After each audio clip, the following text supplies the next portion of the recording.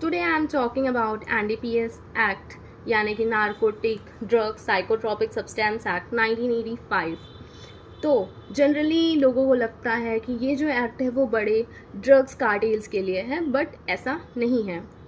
तो हम आज कंपेयर करेंगे एक जनरल लॉ से।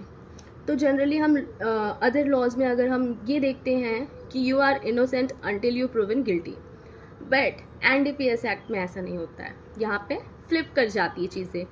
अकॉर्डिंग टू सेक्शन 35, अगर आपके पास कोई भी इलीगल सब्सटेंस मिलता है तो कोर्ट वहीं पे आपको गुनहगार मान लेगी जब तक कि आप अपने आप को इनोसेंट प्रूफ नहीं कर देते हैं। वहीं यहाँ पे एक ट्विस्ट भी है। यहाँ पे जो पनिशमेंट है वो क्वांटिटी की प्योरिटी के हिसाब से तय नहीं होती है। यहाँ पे होती है पूरे मिक्सचर के वेट के ऊपर डिपेंड करता है, या फिर जो क्वांटिटी कॉमर्शियल है, जैसे कि 20 किलो गांजा या फिर 250 ग्राम हीरोइन। ऐसे अगर इलीगल सब्सटेंस आपके पास इस क्वांटिटी पे अगर मिल जाते हैं तो आप क्या बोलते हैं, आपको बेल मिलना मुश्किल हो जाता है।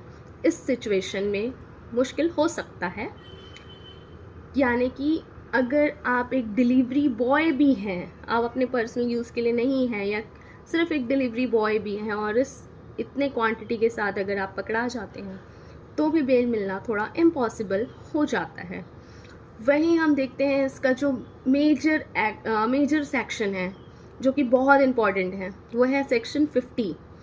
इस सेक्शन में ये बोला गया है कि अगर आप किसी इलीगल सब्सटेंस के साथ पा लेते हैं, यानी कि मिल जाते हैं, और पुलिस अगर आपका पर्सनल सर्च करती है तो आप पुलिस से डिमांड कर सकते हैं कि आपका जो पर्सनल सर्च है वो या तो मजिस्ट्रेट के सामने किया जाए या फिर गैजेटेड ऑफिसर के सामने किया जाए, क्योंकि सर्च करने के टाइम अगर कोई भी भूल चूक हुई तो केस डिसमिस भी हो सकता है, यानी कि खारिज भी हो सकता है। तो ये थे कुछ मेजर रूल एनडीपीएस एक्ट 1985 के। Thank you.